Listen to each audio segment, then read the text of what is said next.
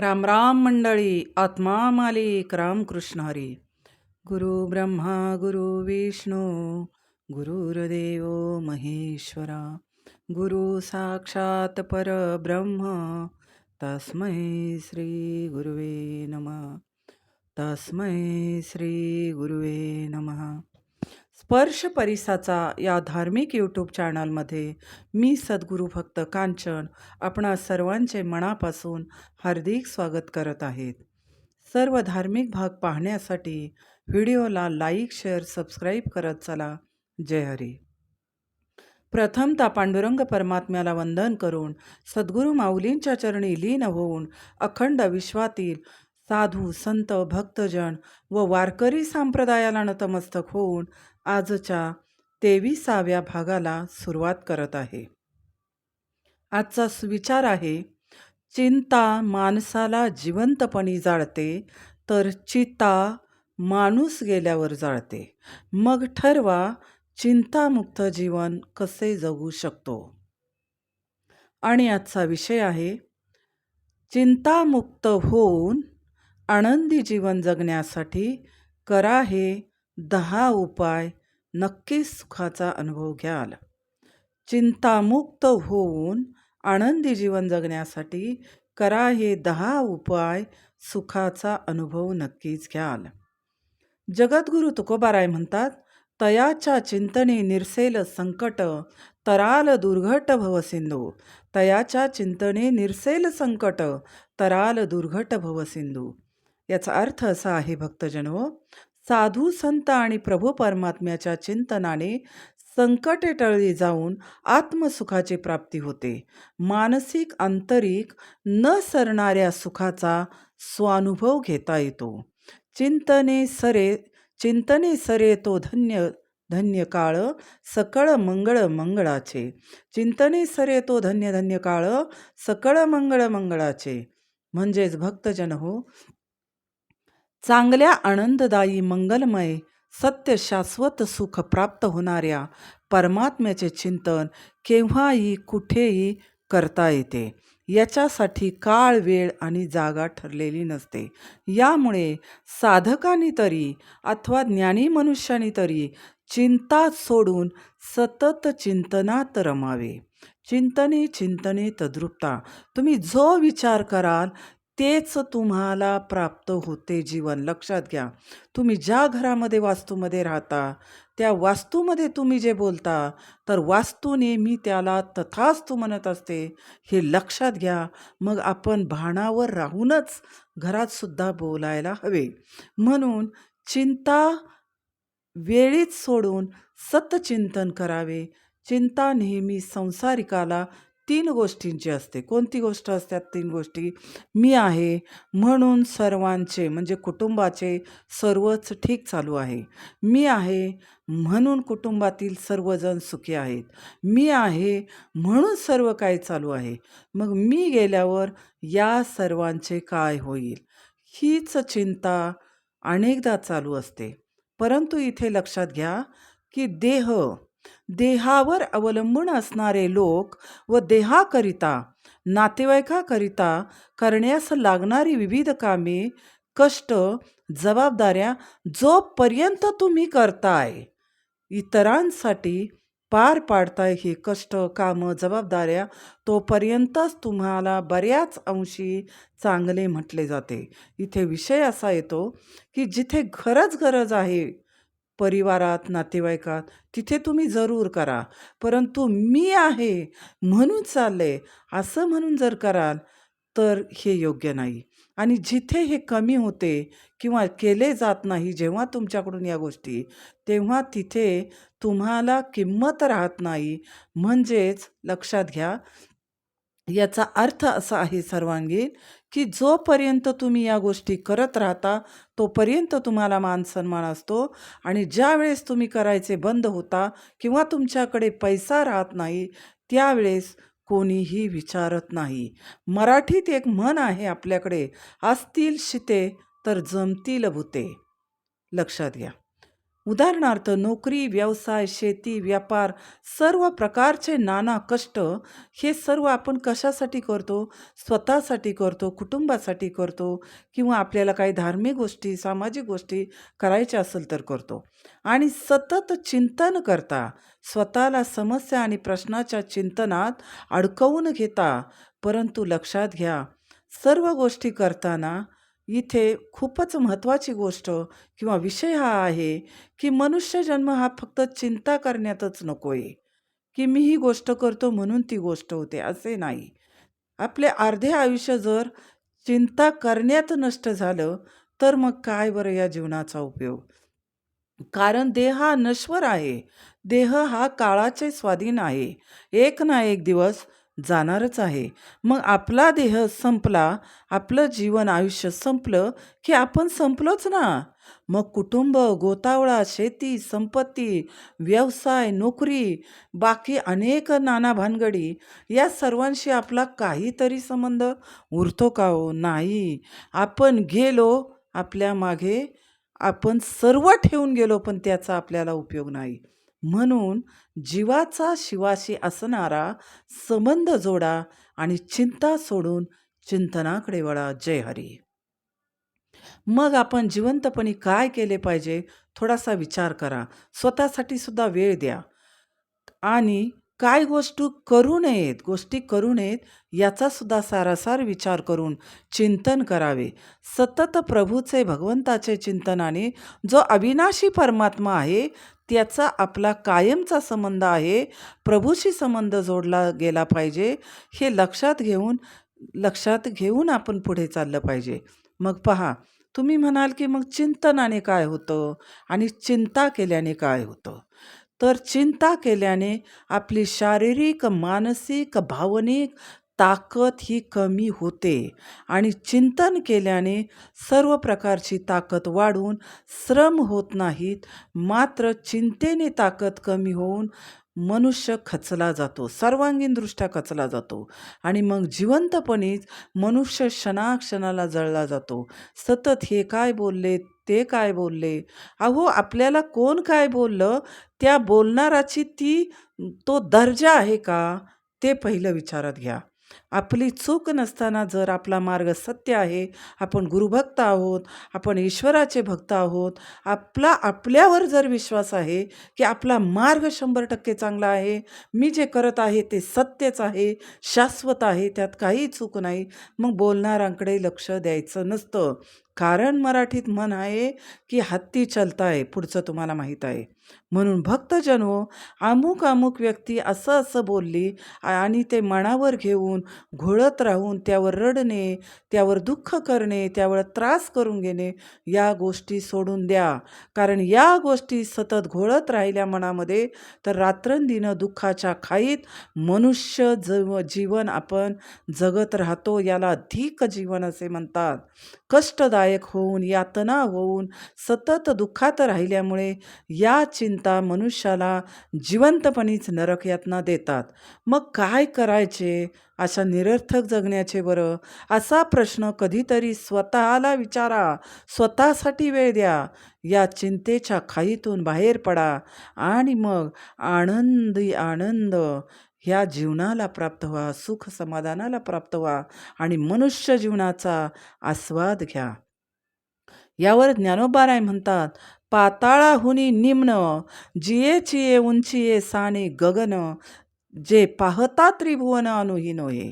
म्हणजे सर्व जगात किडामुंगीपासून सर्वच जीव हे चिंतेने ग्रासलेले आहेत. चिंतेने कोणालाही सोडलेले नाही. म्हणून माणसाने कायम सावध जीवन जगावे. कोणत्याही गोष्टीचा अतिविचार हा नको आहे.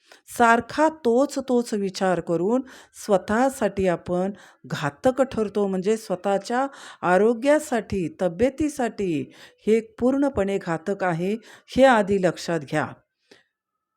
लोक तुम्हाला काय म्हणतात किंवा कोण तुम्हाला काय म्हणतंय हा विचार सोडा आणि तुमचा आतून तुम्हाला काय वाटतंय, की एकच जन्म आहे, अनमोल जन्म आहे, मग मला या जन्माचं सार्थक काय करायला पाहिजे? आपुला तो एकदेव करून घ्यावा, तेने विन जीवा सुख नोहे. मग त्याच्यामध्ये आपल्याला तुकोबाराय पुढे सांगतात, येरती माईके दुःखाची जनिती नाही आधी अंती अवसानी. अहो, हे माईक आहे, नश्वर आहे. मग जे नश्वर आहे त्याच्यातून जिवंतपणीच बाजूला या आणि राहिलेलं आयुष्य परमेश्वर प्राप्तीसाठी, सद्गुरू संत सेवेसाठी, गुरुप्राप्तीसाठी आणि समाजसेवेसाठी जिथे गरज आहे तिथे आपण पोहोचायला हवं. अशा गोष्टींसाठी आपलं आयुष्य घालवा. म्हणजेच मग व्यर्थ चिंता करणे सोडा, नको त्या विषयांचा संग सोडा, नको त्या माणसांचा संग सोडा आणि असा संग करा, सत्याचा संग, सत्मार्गाचा संग, साधू संतांच्या विचारांचा संग. आणि स्वामी विवेकानंद म्हणतात, sound body is a sound mind. चांगल्या शरीरामध्ये चांगल्या विचारांची रुजवात करा, चांगलं वाचन करा आणि मग पहा, जीवनात दुःख, ताणतणाव, डिप्रेशन, मानसिक त्रास होणार नाही, तर मुक्त सुखाचा अनुभव आपण घेऊ शकतो. एक छोटासा दृष्टांत मी आपणास सांगू इच्छिते. पहा, एकदा एक चिंता केल्यानं काय नुकसान होतं आणि चिंता नाही केलं तर काय होतं, हे असा हा सुंदर असा दृष्टांत आहे. एकदा एका राज्यातील राजाने असा कायदाच काढला, नियम केला की या राज्यात जो मनुष्य वर्षभर काही चांगले काम करेल त्याची वर्षातून एकदा परीक्षा होईल आणि माझ्याकडून म्हणजे राजाकडून त्या माणसाला, त्या कलाकाराला किंवा जो पास होईल त्या व्यक्तीला 1000 मोहरांचं बक्षीस दिलं जाईल आणि त्याची हत्तीवरून पूर्ण नगरातून, राज्यातून मिरवणूक काढण्यात येईल आणि वर्षभर त्याला पुरेल इतकं धनधान्य आणि सर्व वस्तूंचा पुरवठा केला जाईल.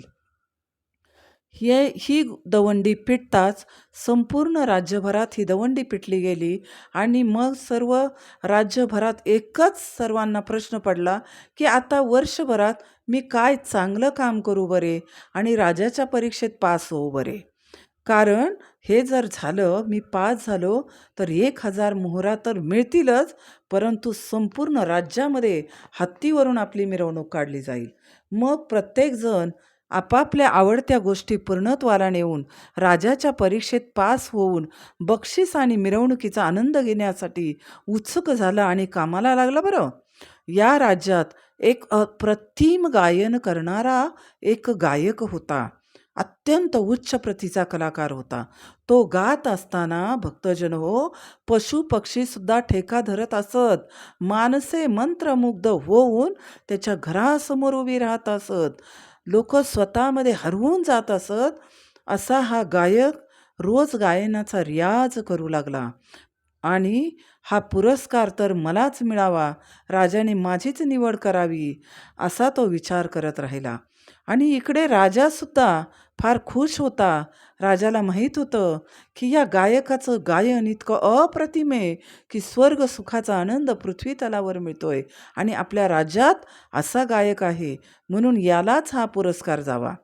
आणि या माणसाला, या गायकाला त्याचा मूळ स्वभाव जागृत झाला रियाज करताना एक दिवस आणि डोक्यात थोडीफार चिंता चालू झाली.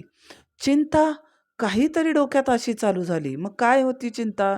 राजा माझीच निवड करील का? राजाला माझं गायन आवडेल का? आणि दुसरा गायक जर माझ्यापेक्षा चांगला गायला तर स्पर्धेत तो पास होईल आणि मग माझे काय होणार? इतके कष्ट करूनही. अशा अनेक प्रश्नांच्या चिंतेने गायकाच्या रियाजावर झाला मोठा परिणाम, वाईट परिणाम झाला.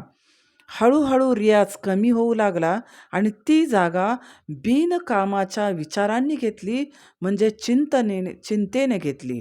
इकडे मात्र राजाला गायकाला मान मिळावा म्हणून वाटत होते. झाले, स्पर्धेचा दिवस उगवला, दरबार भरला, सर्वत्र आनंदी आनंद झाला की आता कोणाला बरं मिळतोय हा पुरस्कार. प्रत्येक जण आपल्या केलेल्या कष्टाचं कसब परीक्षेत पास होण्यासाठी कष्टपणाला लावत होतं, बुद्धिपणाला लावत होतं, विद्वत्तापणाला लावत होतं, कलापणाला लावत होतं, अभ्यासपणाला लावत होतं. आणि झालं, दरबार भरला. राजा सिंहासनावर आरूढ झालेला आहे आणि एक एक करून सर्वांनी आपली कला जे काही आपल्याला येत होतं ते सादर करायला सुरुवात केली. माध्यान्ह झालं आणि आता गायकाची वेळ आली. परंतु गायकाच्या डोक्यामध्ये वेगळेच विचार चालू, की इतकं सुमधुर माझं गायन राजाच्या कानावर पडेल, पण मलाच मिळेल का? आता एवढ्यांची परीक्षा झाली, त्यांच्यात कोणाला मिळालं तर माझं कसं होईल? नाही, नाही, मलाच मिळाला पाहिजे.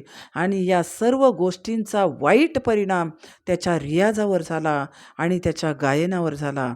तरीसुद्धा गायन सुरू झालं आणि सुमधुर सूर राजाच्या कानावर पडले आणि राजाबरोबरच सर्व दरबार मंत्रमुग्ध झाला आणि राजाच्या मनात आलं, की आपण आता ह्याचं गायन, हे गाणं पूर्ण झालं की मग आपण निर्णय घ्यायला मोकळे. तेवढ्यातच गायकाला पुन्हा चिंतेनं ग्रासलं आणि गायन हे तालासुराच्या बाहेर जाऊ लागले. तालासुराच्या बाहेर गायन जाऊ लागले आणि चिंता मात्र डोक्यात सारख्या गोळू लागल्या. मला पुरस्कार मिळेल का? मला मोहरा मिळतील का? माझी मिरवणूक निघेल का? आणि असं डोक्यात विचार केल्यामुळे इतक्या कष्टाने केलेली मेहनत ऐन वेळेला गाणं तालासुराच्या बाहेर जाऊन रटाळपणा निर्माण झाला आणि ते गाणं संपलं. शेवटच्या क्षणाला चिंतेमुळं, बक्षिसाच्या मोहामुळं हा गायक या गोष्टीचा, म्हणजे राजानं घेतलेल्या निर्णयाचा खरा मानकरी बनला नाही आणि मानकरी ही संधी मात्र ऐनवेळी राजानं दुसऱ्यालाच दिली. यामुळं गायक खूप दुःखी झाला. तात्पर्य काय आहे भक्तजन हो? स्वतःवर विश्वास ठेवा. नको त्यावेळी, नको त्या चिंता, नको त्या गोष्टींचा ताणतणाव कधीही घेऊ नका. आणि चिंता कराल तर आयुष्यात फक्त ताण, तणाव, दुःख, यातनाच हाती येणार. आणि इतके सुंदर असे जीवन पुरस्कारासारखे, लक्षात घ्या, इतके सुंदर असे जीवन पुरस्कारासारखे आपल्या हातून निघून जाणार. म्हणजेच मराठीमध्ये पुन्हा मी आपल्याला एक म्हण सांगत आहे, तेलही गेले आणि तुपही गेले, हाती मात्र धुपाटणे चाले. म्हणूनच तुकोबाराय यावर म्हणतात, जन्म मरणाची कायसी चिंता, तुझ्या शरणागता पंढरीनाथा. जन्म मरणाची विसरलो चिंता, तू माझा अनंता माय बाप. सुंदर अशा अनमोल जीवनात भक्तजन हो, व्यर्थ चिंता करू नका, तर भगवंताच्या नामाचे चिंतन करा, परमात्म्याचे ध्यान करा, आत्मस्वरूपाला प्राप्त व्हाल तरच मनुष्य जीवनात सुख, आनंद, समाधान या गोष्टींची अपार प्राप्ती होईल. साधूचे संगती मनमार्ग गती, आकडावा श्रीपती येणे पंथे. मनाने साधू संगतीत रमा, संत वचनाच्या मार्गाने जीवन जगा आणि आवडत्या चांगल्या गोष्टी अंगीकारा, चांगलं वाचन करा, सज्जनांची संगत धरा आणि मग पहा, हे जीवन दुःखाच्या त्रासाच्या खाईतून आनंदाचे डोही आनंद तरंगच्या स्वानुभवाला प्राप्त व्हाल. कृष्णं वंदे जगद्गुरु, कृष्णं वंदे जगद्गुरु. चिंतामुक्त होऊन आनंदी सुखी जीवन जगण्यासाठी पुढील 10 उपाय आहेत. पहा बरं, याचा उपयोग करून तुम्ही नक्कीच सुखी आणि समाधानी व्हाल, यात शंकाच नाही. जीवन म्हणजे नेमकं काय हो? तर जीवन म्हणजे जन्मापासून मरेपर्यंत जे आयुष्य आपण जगतो त्या जीवन असे म्हणतात. तुकोबाराय म्हणतात, मग या जीवनात काय करायचे?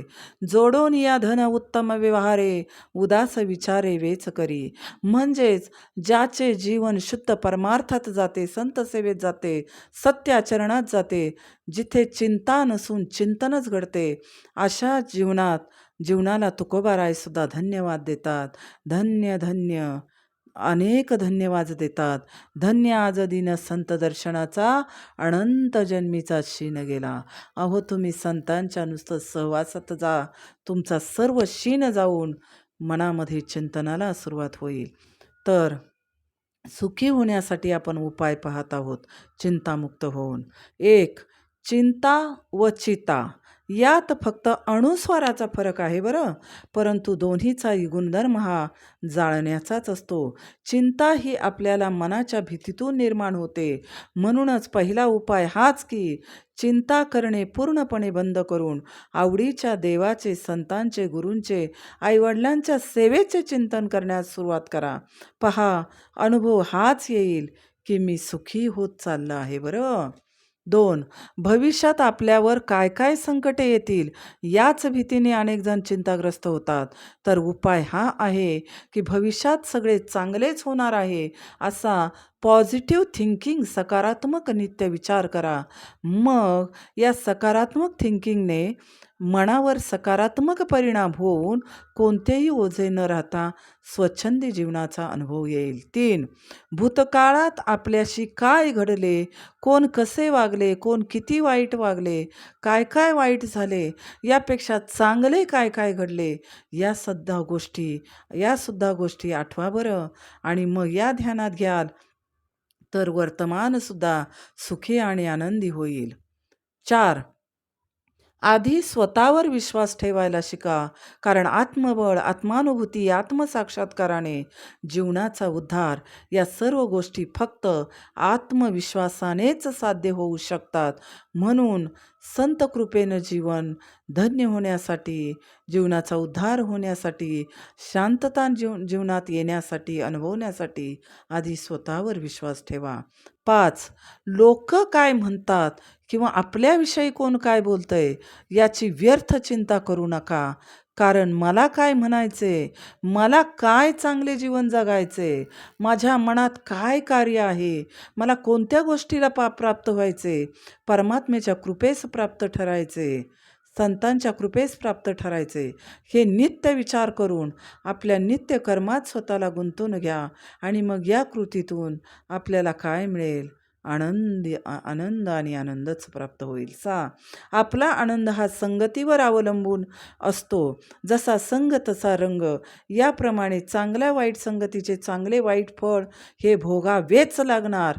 म्हणून दुष्ट प्रवृत्तीच्या, अज्ञानी लोकांची, व्यसनाधीन लोकांची, खोटे बोलणाऱ्या लोकांची कधीही संगत न करता साधू सज्जनांची संगत कराल तर आयुष्यभर सुखाचा अनुभव घ्याल.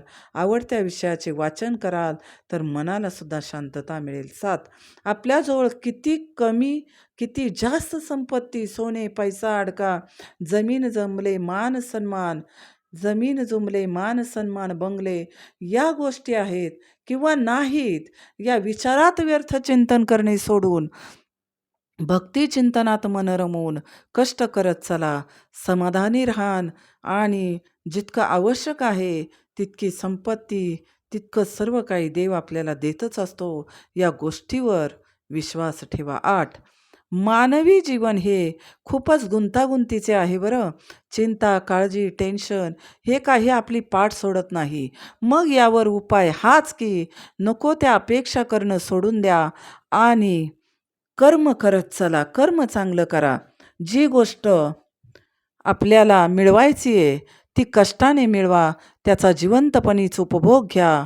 तुका म्हणे घालू तयावरी भार, वाहू हा संसार देवा पायी. कारण संपत्ती जमवून ठेवण्यात जर आयुष्य गेलं आणि गेलोच निघून तर काय काय करायचं हो त्या संपत्तीचं? ज्याचा उपभोगच घेऊ शकलो नाही त्याचं करायचं काय? म्हणून व्यर्थ जीवन घालवू नका.